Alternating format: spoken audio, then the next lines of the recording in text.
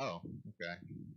All right, this is In Orbit with Sam Hebda. We are talking today about mental health and wellness, Oh, okay. and we have a right, panel this here is In of Orbit experts, with founders Sam who have Hebda. started a business We are around talking helping today you about get the mental tools you need health for success and wellness. and maintaining stability, especially And in a we time have a like panel this here when of everything experts, is really founders chaotic. who have started a business It's around great to have every helping tool you get the tools available you need at your for fingertips. success So and maintaining stability. we are going to get especially started in a time like today. this when First, I want to everything is introduce really everybody. chaotic. So A business it's great to around have. I'm gonna go down the row. I guess we'll just start with you, Joe.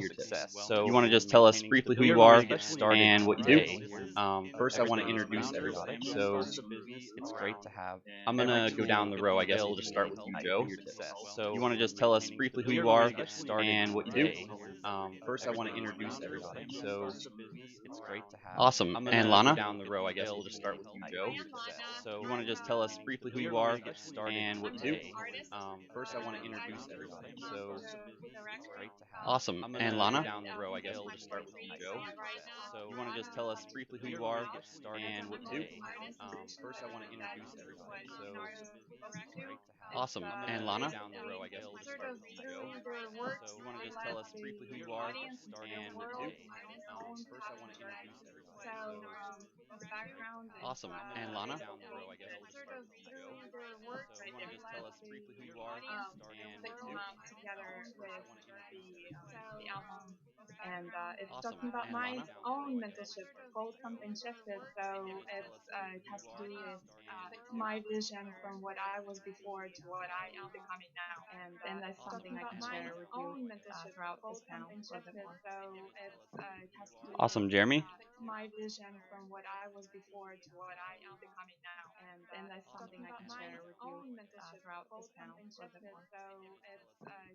Awesome. And Lana?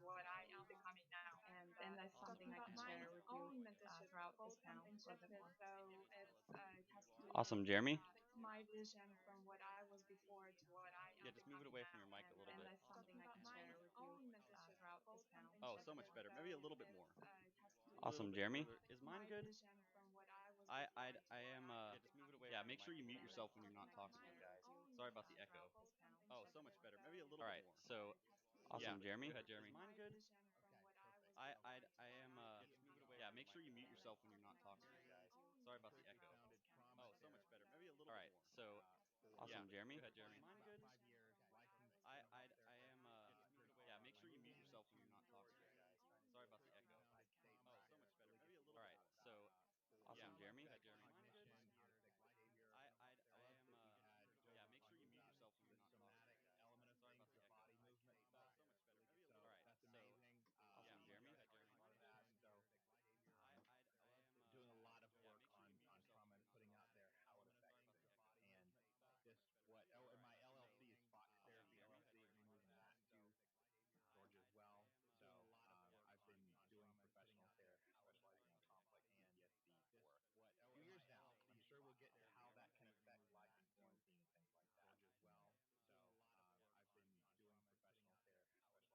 Thanks. I'm fixing the audio here. For some reason, we're having a issue with the audio. 1 second. Thanks. I'm fixing the audio here. For some reason. So, what? Yeah. Okay. Yeah, I was gonna Thanks. All right, go ahead and keep say going.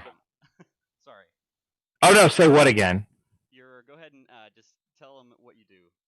Okay, sure. I work in. Uh, well, I'm a licensed mental health therapist. I've done presentations on EMDR, which I can explain. It's a really cool therapy. Involves eye movement and like being aware of the present while reliving the traumatic memory. It's obviously very powerful. You do it with the therapist present. Um, and that's what I've been doing for like the past 5 years, working with complex PTSD, single episode, that kind of stuff. And trauma is really feeling restricted and unsafe. And so I thought this would be a good time to talk about, like in today's chat. I won't get ahead of myself here, but about how quarantines and things like that, while necessary, can make people feel really restricted. And there's a traumatic element to that we're going through as a culture. So it's my lens. Yeah. That's been a huge issue. Joe, why don't you tell us? Wait, you guys moved around on me. I think, Joe, I already asked you. Gabe, you want to just introduce yourself and what you do? Sure. Did I bring my friend? Of course, I've always got to bring my friend. I mean, he's the looker in the family, Yes. right? So there's Amaru. Hi, my name is Dr. Gabe Papalardo. And this is Amaru. So I work on Amaru, the self-care virtual pet. This is an app that combines the best of mobile games with well-being apps. So think like kind of Neopets meets Headspace. So I have a doctorate in psychology. I'm not a clinician. I was an industrial organizational psychologist. But following a burnout period in my career, I discovered the power of mindfulness meditation, gratitude journaling, and different practices of self-care that really helped me out. And I really wanted to get these practices out to people maybe earlier in their lives than I found them. So I decided that video games, being the giant medium that they are, and really popular with youth, I thought that this would be a really wonderful way to share self-care at scale. So that's what I've been working on. And we are launching our Kickstarter to fund this little guy and get him out into the world on Tuesday. So we're very excited about that. Yeah, we're excited for that. Let's see. Sabria, did you go? Hey, everybody. Can everybody hear me? Yep. Cool. Good. I am Sabria Dobbins. I'm the founder and CEO of Project Passport, and I design experiential mental health and wellness experiences that people do on virtual retreats. So we pretty much allow you to experiment with different solutions to support your mental health and well-being when it comes to finding things like purpose, becoming more productive, as well as overcoming stress. So it's a great project that I love to do. I'm enjoying the process, and I aim to help people find joy in their daily lives as well as regain control of their lives. I'm excited to be here. We're excited to have you. And Toby. Hello, everybody. Hi, everyone. So, pardon? Are we going to be able to get video? Hold on one second. I seen this meme about thou shalt not judge the Zoom background or something like that. It was pretty funny. But here we go. Anyways, hi, everybody. My name is Tobias. I am the founder and CEO of Tandem Health.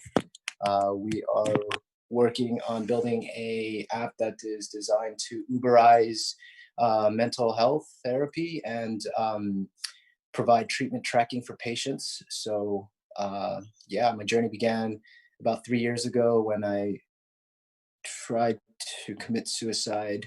I failed, gladly failed. But through that process, I acquired this passion to really help people that are suffering. And yeah, here I am today, alive, well, smiling. Well, glad to hear that, man. Well, I appreciate you guys all taking the time to come out and join this panel and discuss the questions that people have submitted. And these are things that are affecting Americans the all across the country right now, and people all around the world as they spend more and more time indoors and isolated. I've joked that this has been like the rise of the introvert, but I feel like there's a lot of people who are very extroverted who enjoy the social aspect of life more than that's where they get their energy, and that's been missing. So it's definitely tough. But I wanted to ask you guys what you think, why there is a need for differing mental care modalities and options. Why not just talk about therapy? Why do we need other sources of treatment?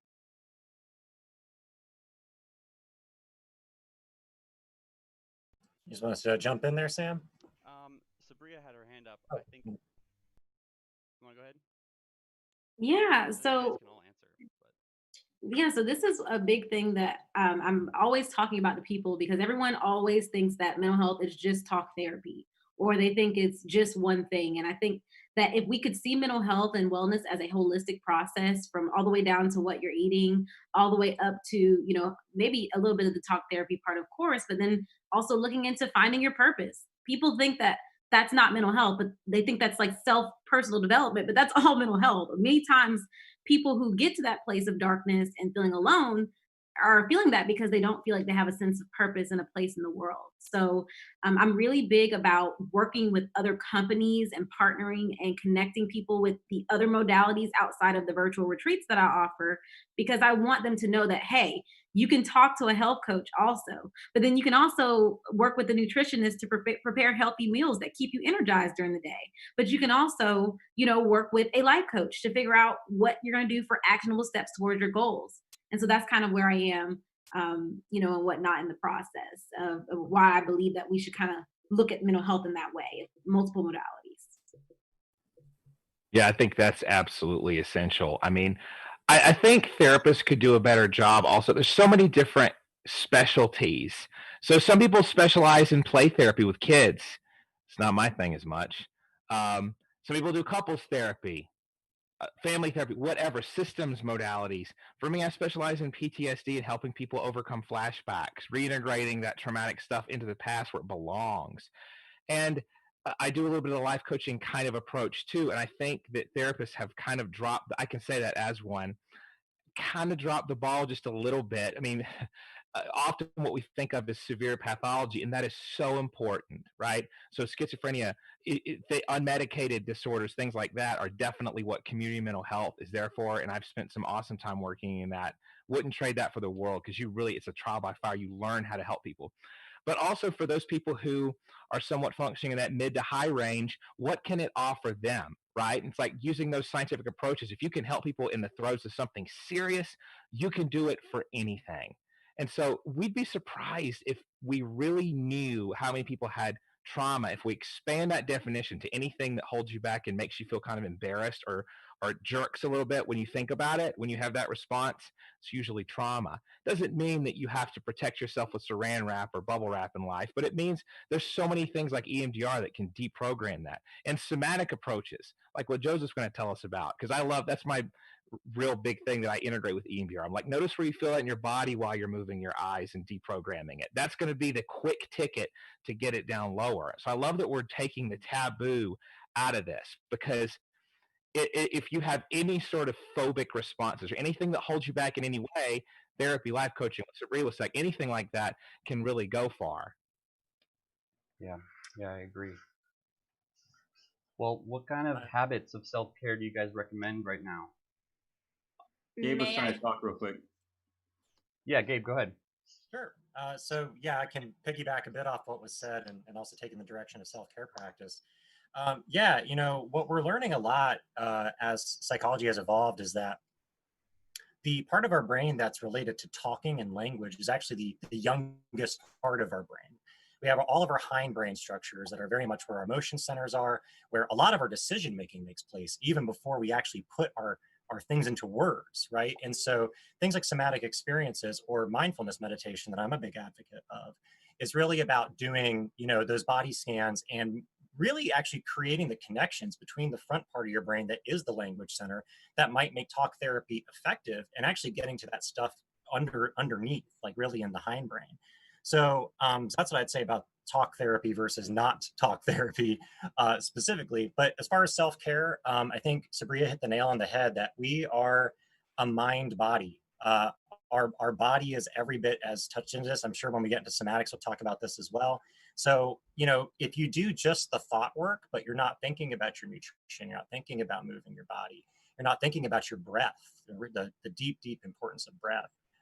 You're only really getting into the system at one place where you could be tapping into it at 5 or 6. So as far as self-care, I'd say there's those 4 pillars we talk about: eat something, get some sleep, drink water, make a social connection each day.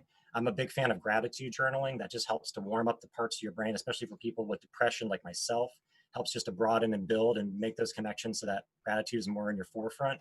And then, and I'll say it once, I'll say it 10,000 times, mindfulness meditation is really good stuff. So that's what I'd recommend. So I would say movement-wise, my little piece I'll throw in there is because we don't move. We're animals that don't move anymore. Like I always say this way, like we can sit in a recliner, yell at Alexa to order all of our packages, our groceries, and have them delivered right to our door, and only walk from the recliner to the door. Like we don't actually physically seek and gather and go out and explore and find things and do things. That's why, like, I always throw Nikola Tesla's quote in there that I really like, is that most people are sick because they forgot how to play. So I teach adults how to play. I mean, that's my biggest thing. So I teach people, like, the phrase I use for my work is that there's no rules, right or wrong way to play, and you can do anything you want. And I let people literally just unfold and let them have freedom of expression more than anything. And, like, nothing's wrong. Whatever you do is not wrong.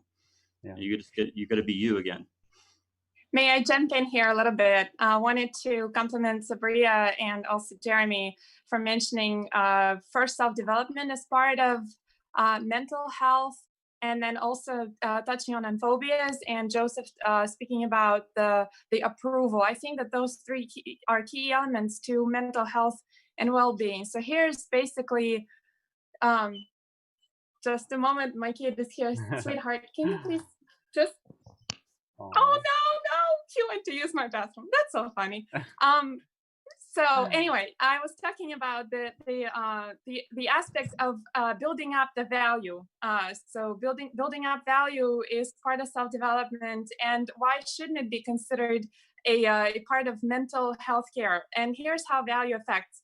Anybody who's been dealing with suicidality usually displays low self-esteem as a symptom. So it starts there. So not being able to see that you matter. Then how do we get to the point where we matter? Well, we have to know that that's talking about purpose as well, that we contribute something to the world and that our voices matter. So here comes the feelings and expression, where if we're allowed, a lot of times the suicidality, low self-worth, and the feeling that you don't matter comes from some sort of surrounding that left you without ability to make your own decisions, to express your emotion, to ultimately validate through that kind of open communication, which is also bringing up the talk about approval. Why are we limited? What phobias do we have? What's holding us back? Usually it's an ability to be who we are. So there is this understanding about the natural style and adapted style.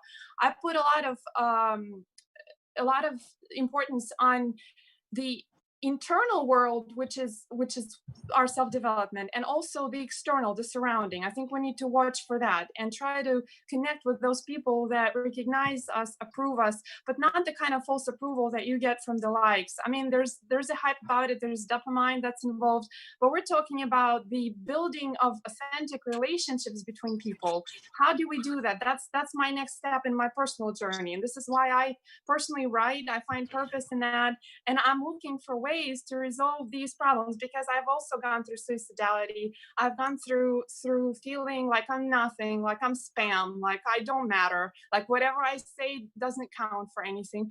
And what I've realized is pretty much surrounding matters, but it's not like we can modify it.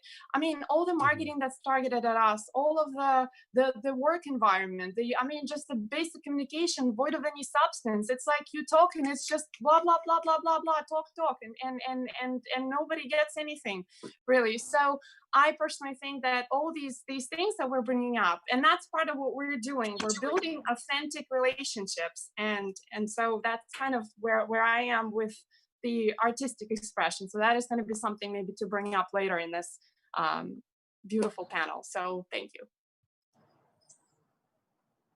Wow, yeah. That was spot on. Anyone have anything to add? I would, but Tobias, we haven't heard from you yet before I jump in. So anyways, I wanted to say something about Joseph, how what he's doing is it's a pretty cool thing. He mentioned something about teaching my kid how to make decisions on his own, and I put that into practice because I see that this child of mine, he has a very big reluctancy to make his own decisions, and he's often looking for approval. And I believe it starts at a young age in defining yourself, right, and knowing that, being confident in the things that you do. Joseph's way of training that is pretty cool and unique, and I just wanted to say that. Cool. So I just wanted to kind of tie some different things together from Sabria and Lana and Tobias. You just brought it up as well, and that kind of gets back to this notion of finding purpose and intention, and that's where that first developmental work can happen. is, you know, I can be a broken record about mindfulness meditation, but mindfulness meditation is mostly about finding the ability to be one pointed and focused on something in the present moment. But if you haven't done the work to discover what your intention is and what your purpose is, you can develop the discipline, but you're not placing it on necessarily the right thing. I actually went through the entirety of a PhD program. I think Toby hit the nail on the head here, because when I was a kid, I was looking for everyone else to tell me what were the validating things in my life. And that was go to school, get the high degree, get the well-paying job, get the benefits. Yeah. I ended up in corporate HR, and that was not where I wanted to be. No offense to anyone in corporate HR. So doing that work to find your purpose is going to be foundational to anything else that comes.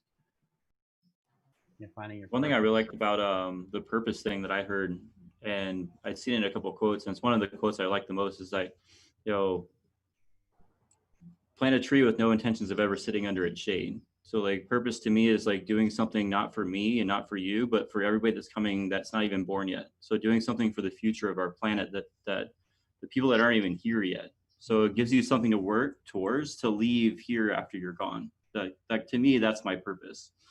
So I want to help as many people as I can here, but I know that I'm building something that'll be here after me. So I think to me, that's a big piece of the purpose, is to like have something that keeps you pulling you along, or giving you something to strive for. So sort of a transcendent goal to work towards, something that's bigger than you, that you're part of. Yeah, I think purpose is, that's real. you know, people don't realize that, you know, I always tell people this story because I don't know if y'all are familiar with Viktor Frankl, but I always tell my clients this story of how during the Holocaust, even though these people knew that their lives were going to be at stake and they probably were not going to make it through, they still wanted to be able to do something purposeful in their lives, in the space that they're in. And I think that we as people are getting lost in a society, especially American culture. And it creates this narrative that it's about the bottom buck, the bottom line. And if you don't do that, then nothing else is important. And you have no space in the world if you're not producing in the eyes of society.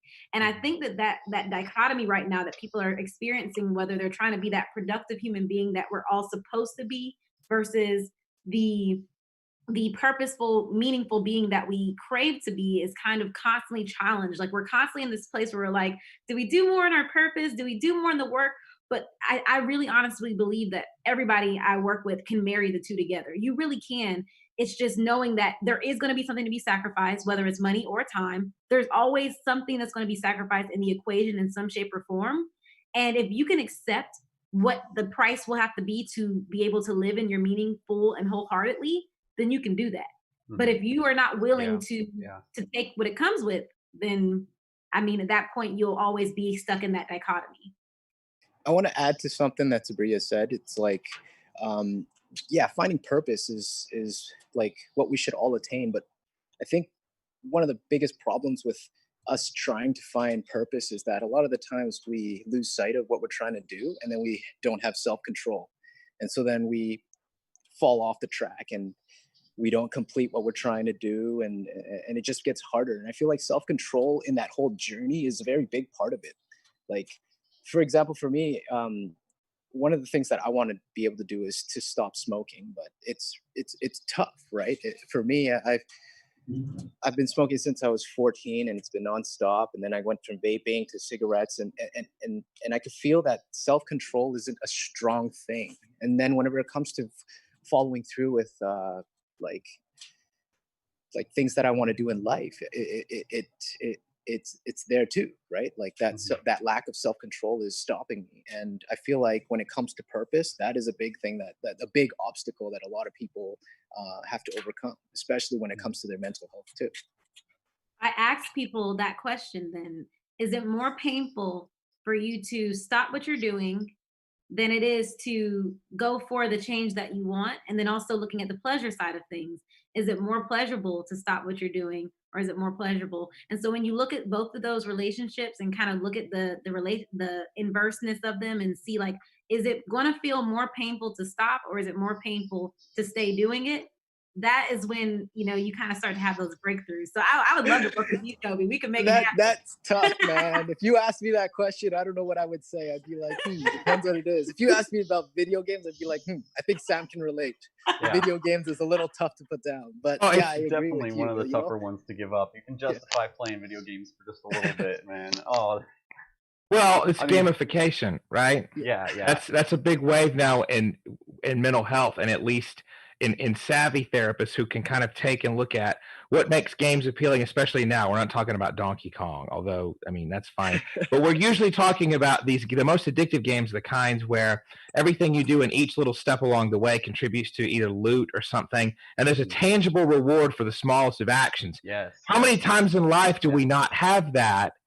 And we have to build that in. And so there's apps that can do that. There's this book called Super Better, and it's by Jane McGonigal. And she had a traumatic brain injury. She had to learn how to talk, how to do things again. And she went and I can share the name of the book, but it's I can see Gabe is like waiting for his moment here. Oh yeah, Gabe, no, jump in, dude.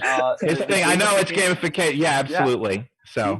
So no, Gabe, I mean, I couldn't say it better myself, Jeremy. Yeah. I mean, Sarah McGonigal is a great example. Super Better is a great example. So check it out. And the thing about it is that gamification can be done abusively or it can be done constructively. And so the psychology of slot machines, I follow. So with Amari, the self-care virtual pet, we actually are very stringent in following guidelines from the Center for Humane Technology. And the Center for Humane Technology, they're San Francisco, they're ex-Facebook and Google engineers. They're the people who made the like button. They're the people who made the fact that your YouTube video starts playing the next video as the last video is ending, because they found all the psychological tricks to keep you addicted to the screen, withholding your likes and releasing them at certain times, turned everything into a slot machine. And it's based on very old psychology that literally gets back to B.F. Skinner with rats and pigeons in cages. It's all really well-established stuff. So you can create games that purposefully step around things like loot boxes. In fact, there are regulations in certain countries now that are going to make certain loot box mechanics illegal, because it's essentially selling slot machines to kids in a different way, right? So with Amari, the self-care virtual pet, for instance, you have the choice as a player to set how much energy Amaru has for the mini games in the game. And at the end of that timer running down, you have the opportunity to put Amaru down for a nap, so he gets his energy back. And when it does that, it encourages you to take a screen break. And when in the future, when I have more time to develop this product out as much as I'd like, I'd love for that screen break to allow you with sort of AR Pokemon Go style to take you out and then actually encourage you to go outside and take a walk and find a Maru out somewhere else. So, you know, our goal with our game is that you actually play it about 15, 20 minutes a day, including both the play and the self-care activities, which include things like guided mindfulness breathing exercises, gratitude journaling, etc. We could have absolutely stuck a bunch of loot boxes and slot machines to keep people engaged and made it microtransaction based and all this sort of stuff. It's so easy. It's just built into our minds. Yeah, it is. And with social media, with Facebook, that's what we're all doing all the time. This is a period of history that's being defined by the extractive attention economy. And Tobias was getting at the notion of poor self-control. Well, think about the number of polls on our attention at any given moment, the number of engaging things that can pull us out of what we're doing. And also the fact that we've relegated a lot of the prefrontal cortex, the focused attention stuff that we used to do, things like mental math, things like remembering directions, things like remembering phone numbers. We used to actually practice that. Now we've distributed it and we're experiencing something called digital dementia. So this is a crazy and interesting time to be alive. And we've got to actually find some ways to stop our prefrontal cortex from getting a little flabby.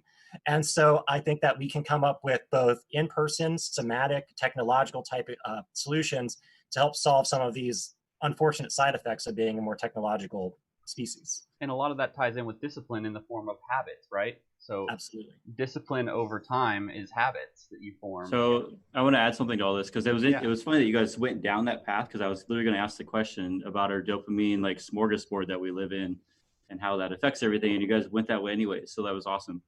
So I spent almost 30 years of my life without screens. I mean, I've watched more TV in the last 3 months than I have in over 10 years. And so I don't really have that. So I'm very active in my frontal cortex. I like, to me, I live my life as a video game in real life. So I drive my car that way. I interact, like I see things very animated. So I see and I interact with my actual world as if I'm literally moving around in a video game, meeting my sages and my masters and my mentors throughout my game, and then gathering my information and gathering my wins for the day. And then that's when I go home. So like my world is my own 3-dimensional like video game. That's how I see the world. So my phone is just my walkie-talkie or my tool that allows me to gather more information and keep track of what I'm doing. But all of that is, I always say it this way: we live out here, we zoom in, grab something or send something, and we're supposed to zoom back out, but we stay here. And I always say, like, you know, people go, well, there's no opportunities out there anymore. I was like, well, the guy that you would have talked to at the bus stop that would have gave you a job to make $100,000, you walked by like this. It's like, you have to look up. You have to be out here where everything is happening. And I think that's like, I appreciate the games and I appreciate the apps and stuff like that, but I feel that when I have my phone, I get sucked into that. So I know what that feeling is like. So I fight it as much as I can to try to stay out of that and try to stay living in. That's why I drive a 6-speed, so I can like engage with the environment. So there's succumbing to technology and becoming hooked and engaged, and then there's using technology for your benefit. And I think that what Gabe's trying to do is a great example, and what Toby's trying to do is a great example of how we're using technology in an application form, you know, on these mobile phones to assist us in mental health and wellness. I always say it's a balance of tool over toy. Yeah. Well, I think what Joseph is getting at, and I think it's perfect, is that we want people to use these tools. First off, the reason why we decided to go with the mobile game for what we're trying to do is because we're trying to meet the world where it is, right? And where you meet the world where it is everyone's addicted to these things. So as long as they're looking at it, maybe they can be getting some decent content. But where we differ a bit from other platforms that attempt to maximize engagement, which is generally time on screen, we very actively encourage our players to take the skills out of the game and put the game away and practice it in their life. And so first off, I mean, I envy your independence from technology. I think it's fantastic. And that in a strange way, I'm making a game that encourages people to put away their games.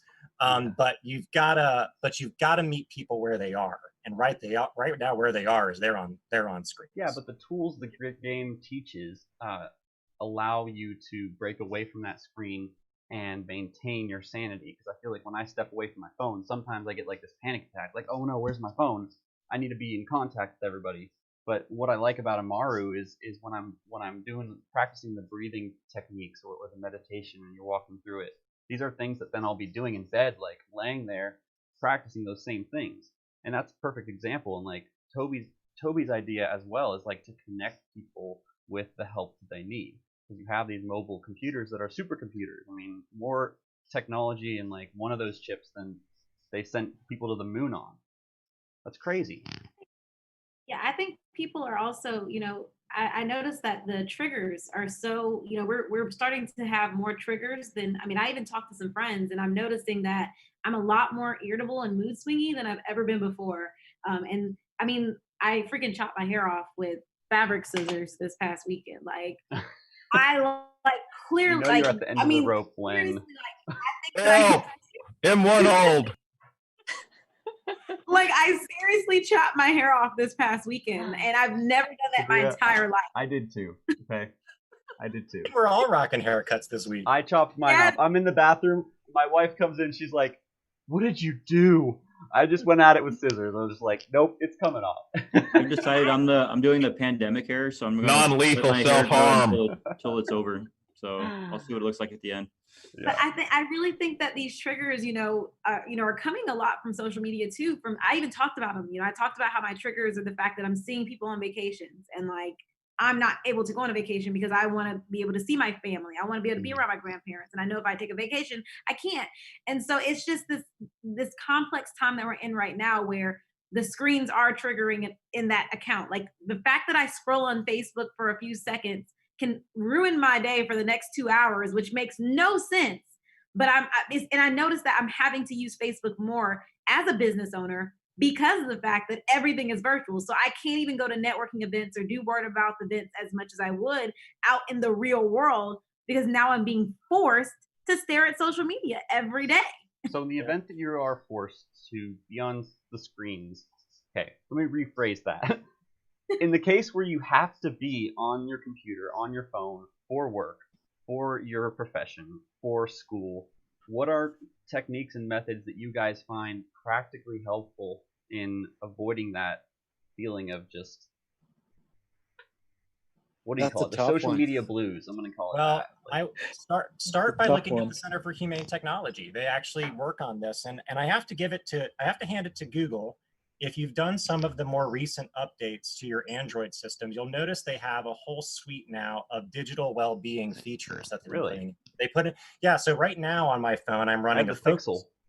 Yeah, I have a Pixel as well. So actually, if you go to your apps, kind of in that top, search for focus mode. And what focus mode allows me to do is it allows me to indicate apps like Facebook, Instagram, Twitter, ones that tend to interrupt me throughout the day. And it lets me put them on a schedule where they're disabled on a schedule, right? So I can, at any time, I can push a button to say, take a break. But at least now I have to make that conscious decision instead of just reaching into my pocket and immediately opening the app and letting the slot machine do its thing. Yeah. Another option is to go grayscale. So if you go grayscale, you're not seeing a lot of the red indicator icons that have a tendency to inflame your amygdala and say, hey, check me, check me, check me. So that's an interesting one as well. I don't have this problem. I'm colorblind, so I really don't have a problem not looking at any of them. I actually have a problem with too many notifications. Mine's always just like filled. Yeah, notifications, if you think about the fact that every time that you're working on something, if your attention gets pulled away and then you come back to that thing, your brain has to re-warm up to what it was you were doing. So people really don't recognize just how much task switching is a cost on your day. So disabling it, and by the way, this is so much do as I say, not as I do, just so you're aware. But disabling your notifications for periods of time so you can actually do some deep work can actually be tremendously beneficial at all, because task switching is exhausting and it's not constructive. I've had to just put my phone away when I'm working. People will call me and they're like, why didn't you pick up? Well, if you need me, message me on Facebook, because I've actually turned all, I don't have any notifications minus text on my phone. Like I turn them all off, like, because I knew that it was starting to like pull me, like I'd be working on something and like the light would go off and be like, what? Yeah. And I'm like, shit. So I just had to, like, Ryan Arico, I don't know if anybody follows him on Instagram. He's amazing.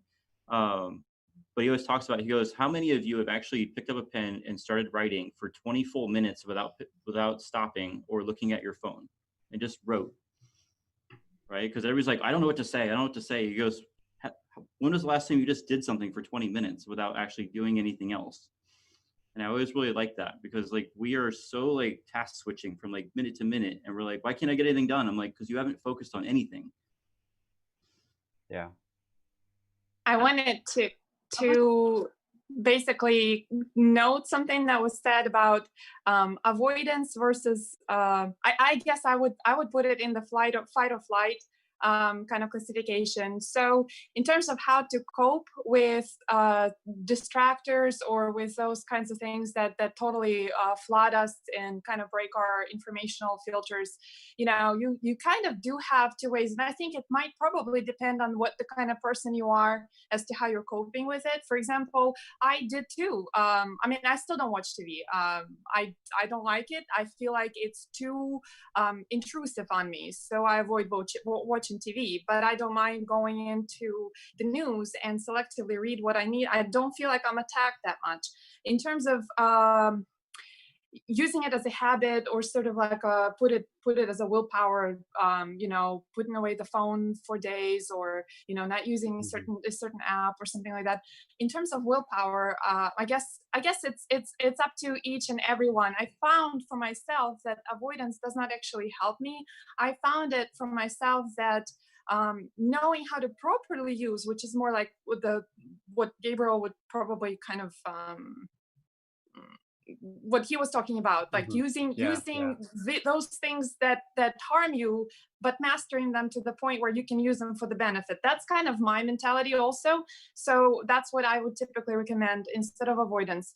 And another thing I wanted to say was about willpower. There's such a thing about the habits and willpower where our will is getting tired. So if we have to abstain from too many things or control ourselves on too many aspects, we end up ultimately snapping and relapsing into something. And usually the relapse tends to be worse than before. Anybody who's battled addictions, or, you know, whether it's a relationship pattern that's not healthy relationship, you would know that you're going really well and then something happens, you step back, you slip up, and the relapse is much worse.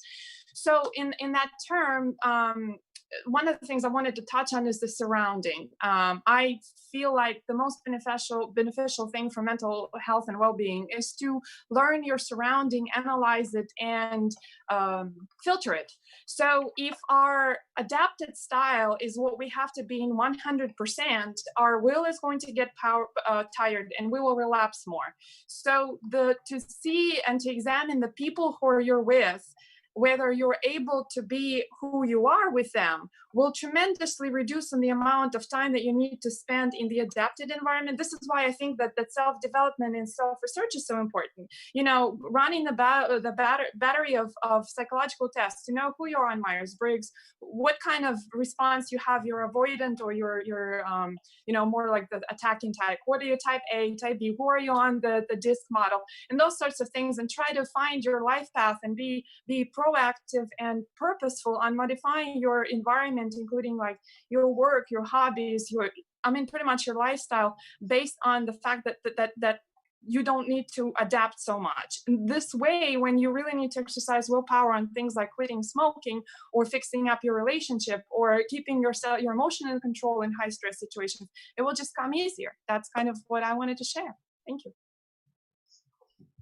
Yeah, I think it comes back to purpose. That's what we were talking about earlier, right? So when you found the purpose, like Sabria and like Lana talked about, the types of people that you surround yourself with will be people who are less emotionally exhausting, right? The types of environments you put around yourself will be less emotionally exhausting. And like Lana, I think, you know, what I've heard a term for what you were talking about with when you get tired and you fall back into old habits is what behavioral economists call ego depletion, right? So with ego depletion, the idea is you maybe are trying to you're trying to establish a new habit, right? A new habit, something that's not your default, not what you always fall into. And that's fine until you get stressed, until you get exhausted. When you find you're stressed and you're exhausted, that's when you fall back into the old habits. You fall back into what's programmed and what's easy. And so finding the purpose, you create the environment, you surround the people, you sustain your energy, more likely not to get ego depleted and fall back into old habits. And I wonder, Jeremy, with the work that you do with trauma processing and kind of getting people out of the past and toward the future, is there anything that EMDR or anything like that can bring to that conversation? Yeah, we're on the same wavelength here, man. I put something about ego depletion in the chat. And on top of that, I was going to wait and jump into that when everybody was done chatting. So there's something called, let me get this guy's name. I want to make sure I'm quoting the right person. There's something called the window of tolerance. And it's the window of tolerance of what you can essentially tolerate without going into either a hyper arousal mode, right? Like in other words, fight or flight, very amygdala activated stuff, or into this sort of vagus nerve break of freezing, right? Because the vagus nerve is what puts a brake on our fight or flight system. It's the largest cranial nerve. It goes throughout our entire body. Up, right? Right, it does. It makes you do that. It also, when it's stimulated in a positive way, it can through like breathing slowly and things like that. It's the rest and digest response. So everybody take a deep breath. Exactly. There you go. Activating the vagus nerve for about. If you do that, if you breathe in for 4 seconds, hold that for 4 seconds, breathe out for 4, hold that exhale for 4, and then repeat. So Dr. Dan Siegel, I wanted to get his first name. I knew it was Siegel. He's the one who talks SIEG, like EL. He is. Is that the Wien-Hoffman technique or whatever? No, so Wien Hoffman. So that guy, that is interesting. That is some stuff where I would put a lot of we would say disclaimers, like if you have a weak heart or something, don't. That's the frozen challenge, polar bear plunge thing. Yeah. So what EMDR does, it's funny because when Gabe was talking about this, so EMDR works by kind of exploiting, I actually wrote about this recently, the task switching in a way that actually helps with trauma, because what you're doing is you're introducing through eye movement a present focused task that switches your brain from that default mode network that perseverates, or that's fancy word for obsesses on a traumatic event. Thinking of a traumatic event, noticing eye movement, and it takes that and it makes uses that sort of interruption, that task switching, as a way to teach your brain, wait a minute, I can refocus on something besides the trauma. This happened in the past. And it sort of divests trauma. It divests the present focus of trauma. Trauma is like when you keep PTSD is trauma in the past coming into the present. EMDR helps extricate that through activating dissimilar brain networks and forcing the traumatic event to be recognized as resolved. It's very fascinating. The rabbit hole is rife with literature. But so how can you adapt that? Okay, so let's say you can't get, also very good for smoking cessation. It's good for impulse control because it brings your present brain online. Like, okay, right now I can focus a little harder on getting away from that impulse to pick up a cigarette. I can do it for a few more seconds, a few more after that, a few more after that. So expanding your window of tolerance to accommodate more temptation is something you can do through really focusing on the present moment, right? You don't have to be doing EMDR. You don't have to have that task. Play Tetris. There was a study that I can send a link to that showed that playing Tetris after seeing traumatic images stopped intrusions. Visual overriding, really? It's called. Yes, and you think about eye movement, EMDR, Tetris. So visual overwriting is very important when you've seen traumatic stuff, or as a way to kind of cleanse the mental palette. Your visuospatial. I like that. Yeah. I like that. Good. What for our audience again? What is EDMR? Yeah, I say so. It's I know. I'm so used to the metaphor. I've said, or excuse me, the acronym. I've said it over and over to myself, but it's a mouthful. It's eye movement desensitization and reprocessing. So it's eye movement, and then it's the desensitization of negative memory. Your brain is oriented to the fact that it's in the present. Your brain's the present. The memory's in the past, right? Yeah. And reprocessing. Yeah, that's it. And so the reprocessing element is what is proprietary. It's this idea. Then you install a positive thought. Like when you think of this memory, it's I survived this. I'm a survivor. I'm thriving. You're replacing on top of that memory when you get the emotion out of it, a new positive memory. And the brain abhors a vacuum. So that's another thing you can do when you have that urge. Pick up the phone, check your text, do something like that. What you want to do is do something else. Say, okay, what part can I view, like 3 more minutes of my work here? The Pomodoro technique, 20 minutes on, 5 minutes off, 20 minutes on, 5 minutes. Has everyone here heard that? I'm sure a lot of you have. I do 30 minutes on. Well, that's okay. Rockstar mode. That's good. You've worked up to that, the next level there. I want to know, like, because Toby, I was telling you about that game, Tarkov, and it's funny because it's so violent. Like, you're literally just like blowing people's heads off in this game, the survival game. It's hardcore survival. Don't play it. What's it called? It's called Escape from Tarkov, and it's definitely my favorite game ever. Small indie Battle State Games, they made it, but like part of it is you just have a giant Tetris, basically. Your stash is a giant Tetris board, and you're moving stuff around. And I swear, I'll spend like I'll spend hours. I used to, at least. Not anymore. I don't have time. But I used to spend hours just arranging stuff, and it was so satisfying just to be in the moment. Like, you're just moving stuff around and organizing it, and it's like all the pleasure of cleaning your entire apartment without actually doing it. It's probably dangerous. I want to ask something about that default mode network that Jeremy was talking about. You know, how the eye movement and stuff like that contributes to switching, being able to help you focus in a sense. Is that like something that happens whenever we do psychedelics? Like, for example, when we see these visuals and we start tripping, does that contribute to the reason why psychedelics are so powerful in terms of therapy? So Toby, it's interesting you're about to go down that road. Jeremy, it looks like you had something to say. I won't cut you out there. No, you're good. I can actually pull up the title of a paper about it. I'm not a psychedelic psychonaut expert, and so Gabe, if you have something to say about it, I'll go back to default mode. When he says we, it's not all of us. Well, sort of there's a thread here, and I also want to see, Sabria, before I go down this rabbit hole, are you a fixed mindset, learning mindset kind of person? Do you bring that into your coaching and stuff? like fixed mindset versus, how do they say that? Growth. Growth mindset versus fixed mindset. You bring that into your work? Somewhat. We do a lot of CBT techniques and RAB type work. I'm always looking to help people look at, just rethinking their beliefs and rethinking how they present their thoughts. So to bring what Tobias is bringing in with psychedelics and what Jeremy was mentioning with the default mode network and kind of a lot of this stuff together, and just bringing it back to the personal development type piece that Sabria was getting at. What's really fascinating, sort of the difference between like 1970s psychology versus psychology today, has been this focus on the notion of neuroplasticity, which is this idea that what we practice develops and strengthens. Like we used to believe, like back in the 1970s, that basically once you became an adult, you had your personality, it was fixed, and that's who you were going to be for the rest of your life. And the reason I got into mindfulness meditation and stuff like that, I'm actually a converted skeptic. I thought it was a bunch of hippie bullshit. But I saw all the neuroscience, and the neuroscience just shows that like these monks who like do this meditation, especially with the default mode network and stuff like that, it's like the difference of like watching someone who goes to the gym and doesn't go to the gym and how that affects their muscular structure. We see actual neural rewiring that happens. So Tobias, to your point, and with EMDR, like these are opportunities with psychedelics or EMDR, what have you, for your brain has the way that its nerves are already wired and the way that the associations as you normally make them. These are tools, whether you do it with a substance like a psychedelic or a technique like EMDR or mindfulness meditation, to basically hack through the normal ways. So like, for instance, with the trauma type thing, that perseveration that Jeremy was talking about of, oh, I have this thought, and it reminds me, and then this thought leads to this thought, leads to this thought, and now I'm in a loop, and I'm just stuck in this loop. Someone with depression gets stuck into these negative spirals.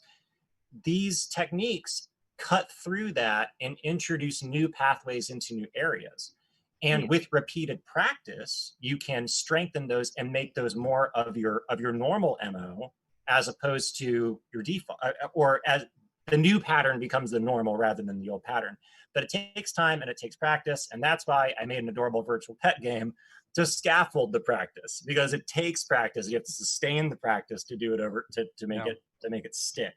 But yeah, psychedelics are definitely a tool that can achieve that as well.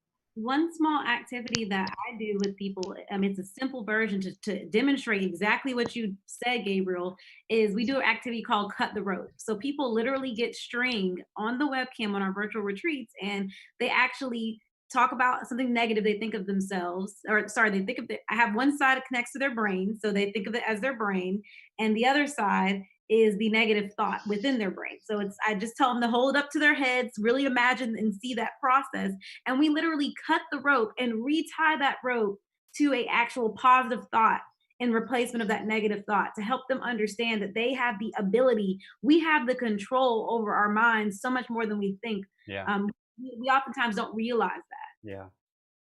There's also so much power in the story there, because humans were so narrative driven, we're so story driven. Like if you had talked to me like 5 years ago and like said that exact exercise, I would have like rolled my eyes and been like, man, I don't know. But no, that's what you said is so powerful, because there's a story there and there's a metaphor there and you're making people go through it. Joseph, maybe you can talk to maybe some of the somatic type, the actual going through the physical activity of that. I don't know if that ties into your work. But yeah, like that's really powerful stuff. It does quite a bit actually, because with the cube and like even with the blocks and stuff that I do, is basically I just with removing all the rules and restrictions and everything away. It's really fascinating to give someone a task and watch them try to unravel it, and to watch people have a challenge. When you say there's no rules or rights or wrongs, you can do anything you want, touch a red ball with your right hand and a blue ball with your left hand and move through the space and touch all the reds and blues. And they freeze worrying about making the wrong decision, whether they're touching orange or red. And they're like freaked out by it. And they're like, I don't know which one to do. And I'm like, just stop for a second and just realize, like, you have to remember there's no right or wrong. And it took me, that was one of the hardest things that I had to do for myself, my own learning and my own ego, is realize that once I took the rights and wrongs away and the ability to stop anybody, I watch people do wrong things all the time. And it's amazing. I just let them do the wrong thing. And to me, it's like the essence of play, because whether they're right or wrong, their brain heard me say that there's no right or wrong, you can do anything you want. They also heard me say the task. So as they stop doing, or as they start going, and some people realize like, you know what, they're just mistakes and I'm not hurting anybody. So I always tell that to everybody, it's like, when you're in this room, there's no way that you can hurt yourself, hurt anybody else, break the law, do anything of any sort of thing whatsoever. So you can literally just be you, however you want to just be you. And it allows people to have that freedom back. And it's amazing to watch facial expressions change. Like to see someone that goes in there and come back out with looking like a completely different person. Like someone that wasn't even in front of you just a little bit ago. And like in a matter of like 10 or 15 minutes, it's absolutely amazing. But giving people that chance to like break that, to like replace it and go, you know what, you made a mistake and I'm not going to say a word, and you don't even know you made the mistake. And it allows them to build that like that growth mindset, or like that ability to go, you know what, I'm just doing this thing and I did it really well. Whether they know they did it right or wrong, they just think they did it really well. And that's all that really matters to me, is like them thinking that. Freedom of expression, break down boundaries. Well, yeah, we could go on talking about this all day. We only have 5 minutes left, unfortunately. But one question I did want to ask you guys that I didn't get to yet was, what are some of the biggest problems you see today with the treatments available, and how do you think we can solve them? Toby, you want to give that a shot? I want to hear from you. You there? Toby? Did Toby drop out? He might have stepped away. Oh, really? Okay. Well, then you guys can answer his question. Cam, you got kind of quiet with the question there. Could you repeat it? The challenges with what?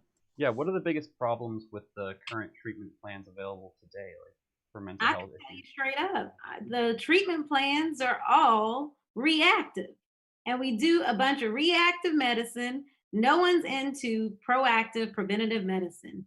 Everyone wants to treat. The U.S. system is a systematic effort that's set up that makes it so that people stay sick. The sicker they stay, the more people get paid, and the more those who want to benefit, unfortunately. So that's just the raw truth. Yeah. So then my question is, the preventive or proactive medicine, that wouldn't be after the diagnosis, that would be before, and that's to be done by each of us individually. So then the more there is awareness that the patient, before they become a patient, is responsible for their own happiness, for creating their own environment where they can heal, where they can develop, that's the key to do. And I thank Paradigm guys for putting this together, because that is ultimately what we're here for. Well, yeah, we want to bring the tools and resources to you guys. So I wanted to spread the news about the current state of things and what we're doing, what you guys are doing with each one of your businesses in changing how we look at mental health issues and how we're approaching them proactively instead of just reactively.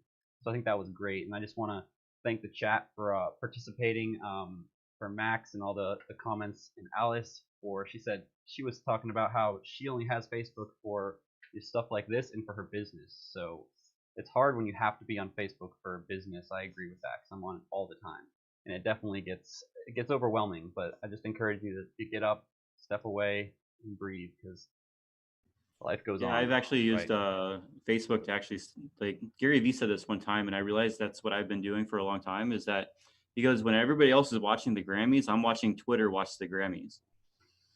Right. So you want to see how people are thinking. You want to see the comments. You want to see how humanity is reacting to the event that they're watching. Yeah. And that's how we're learning about society and learning about the mental health of people and how they're reacting to things. Like, here's this big event. I call them like ripples, right? Like Twitter is like, think of like a glass pond. Like you walk out onto it and you've been on a hike and there's like not a ripple on the whole pond. Mm-hmm. And what you comment or what you say or what happens on an event, it's like throwing a pebble, like a tiny little grain of sand in there, and there's a couple little ripples. Like that's like a very nonchalant, like little thing that doesn't really, that's a cat video that someone laughs about. And then as like people throw bigger and bigger things in there, you could, like when Nike did their big promotion thing and everybody burned all their Nike gear, it's like throwing a boulder into the water, and you got to watch how long the ripples last. Sometimes they last 2 or 3 weeks or a month, and sometimes they go away in a few hours. And then like that's the attention span that you can watch with people on social media. Yeah, it's crazy. It's crazy. I want to add to what Joseph said about the ripple effect and how long it lasts. Like All right, real quick, go ahead, Toby. I'm on Twitter a lot right now, and it's funny because yeah, cyberbullying is one of those things that I experience a lot on Twitter, and I see a lot of it, and that ripple effect can last ages. And man, I can't imagine what it's like to grow up with this digital age and having to deal with that every single day. Mm-hmm. Like, definitely tough. Yeah, well, I for one appreciate what you guys are doing because I just had a little daughter, and I know Toby, you got a son, right? Yeah, I have a son. I have a daughter coming too. Yeah, it's hard to think about what life's going to be like for them. It really is. So I think being a parent, especially right now, it becomes readily apparent how desperate the situation is. And I love everything you guys are doing. Joe and his move therapy, and Jeremy for his audio therapy, and Gabe with Amaru, and Sabria with Project Passport, and Lana with Something Shifted. Just all of you guys, and Toby with Tandem. All the apps and businesses that you guys have started have really just inspired me to do something, whatever I can. And you got to find what motivates you. Find the transcendent goal and keep striving towards it. We're all in this together, so we can help each other and provide resources and share knowledge. All these guys have just picked this stuff up, fighting their own issues. I mean, they'll tell you about them. If you want to get in contact, go to paradigm.cx/subscribe, and I'll be sending out a little weekly highlight about these guys and their companies and how they got started, as well as links to their social media and their website so you can follow them. And if you have any questions, like I said, feel free to contact me and DM me. And that's all for today, guys. I appreciate you stopping by, and make sure you leave a like and share if you can. All right. Bye, everybody. Bye. Take care, y'all. Take care.